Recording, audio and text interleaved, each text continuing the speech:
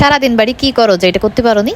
এই কথাটা আমাদের মেয়েদের কম বেশি সবারই শোনা লাগে, আমারও শোনা লাগে, অনেকবার শোনা লাগে।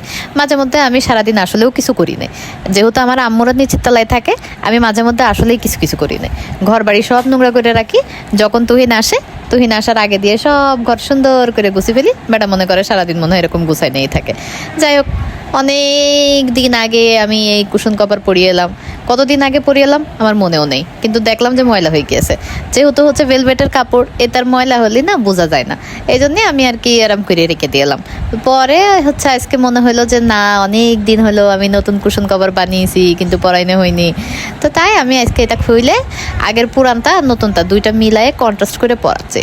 কন্ট্রাস্ট করতে আমার আবার খুব ভালো লাগে, কিন্তু আজকে কন্ট্রাস্টটা কেমন কেমন জানি দেখাচ্ছে। আসলে অনেক দিন ধরে একরকম দেখেছি, তো এখন আবার হঠাৎ করে পরিবর্তন হয়েছে, চোখের সাথে মিলছে না। দুদিন গেলেই চোখের সাথে ঠিক হয়ে যাবে না। আমি এখানে সব কভারগুলো একে একে পরে নেব।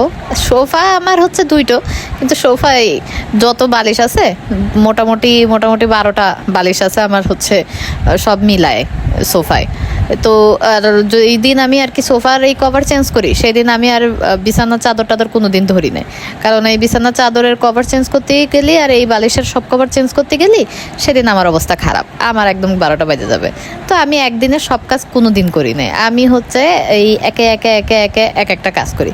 একদিন এই রুমের কাজ করি, একদিন ওই রুমের কাজ করি, একদিন সেই রুমের কাজ করি, এরম করেই চলতে থাকি। আর দুজন মানুষ কি এত কাজ করব? আমি একটু কাজে ফাঁকি দিই, আমি অত বেশি কাজ করে কুলাইতে পারি না। আমি এখানে হচ্ছে এই সাদা কুশন কভারটা পরাইছিলাম। এই কুশন কভারটা ভেলভেটের কভার। এই কভার দেখে আমি হচ্ছে ভেলভেটের আলাদা কাপড় কিনে বানিয়ে নিয়ে এলাম। ভেলভেটের প্রতি আমার অন্যরকম একটা আসলে ভালোবাসা কাজ করে। ভেলভেট দেখলেই আমি পাগল হয়ে যাই। এমনকি এই কুশন কভার বানানোর জন্য যে এই ভেলভেট কাপড় কিনে নিলো, এই ভেলভেট কাপড় দিয়ে আমি দুটো জামাও বানিয়ে ফেলেছি, কি বলবো। কারণ ভেলভেট আমার আসলেই খুব পছন্দ। অ্যান্ড আমি মনে হয় বর্তমানে জামা কাপড় যা পরি এর মধ্যে ভেলভেটের জামা কাপড়ই সবচেয়ে পরি।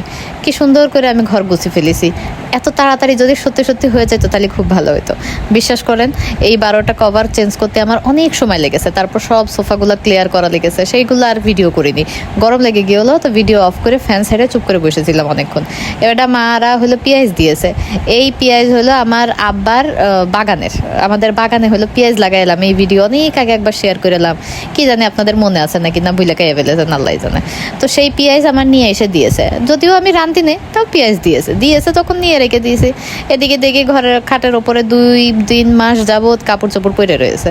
তার কি করবো, এই কাপড় আবার ভাঁজ করছিলাম। আমার ছেলের এই ছোট ছোট প্যান্ট দেখতে আমার খুব মজা লাগে। ওর ছোট ছোট যে কাপড় এগুলো ধরতেই আমার ভাল লাগে। আমার তো হলো 1-2 মাস বয়স যখন ওর ছিল, সেই সময় যে ছোট ছোট কাপড় ছিল ওইটা দেখলেই আমার আনন্দ লাগতো, আমার সুখ লাগতো। কিন্তু যখনই ছেলে হাঁকতো তখনই খুব বিরক্ত লাগতো।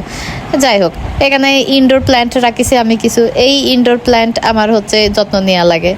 এদের হলো মাটি খুঁড়ে দেওয়া লাগে, এদের সার দেওয়া লাগে, এদের পানি দেওয়া লাগে। 2-3 দিন পর পর এদের আবার একটু হচ্ছে বেশি আলো আসে, রোদে আসে, সেই সব জায়গায় যায় রেখে দিয়ে আসা লাগে। অপরাজিতা গাছ আমি প্রায়ই লাগানোর পরে এই গাছ না মানে ওই ঝোপালো টাইপের হয় না। তো আমি আর কি করবো, এইবার হচ্ছে আমি এটার সাথে একটা রিং মতো ফ্রেম লাগাই দিয়েছি। এইবার দেখি ঝাঁকড়া হয় কি না হয়। এদিকে সারের কিছু পানি বানিয়ে রেখেলাম, এই সারের পানিগুলো অল্প অল্প করে দিয়ে দিচ্ছি। এটা তো সারের পানি, এটা একটুখানি দিলেই হয়, এটা তো ভুইরে দেওয়া লাগে না। আর তাছাড়া বৃষ্টি হয়ে মাটি এমনি ভিজা। তো আমার ভিডিও দেখার জন্য ধন্যবাদ।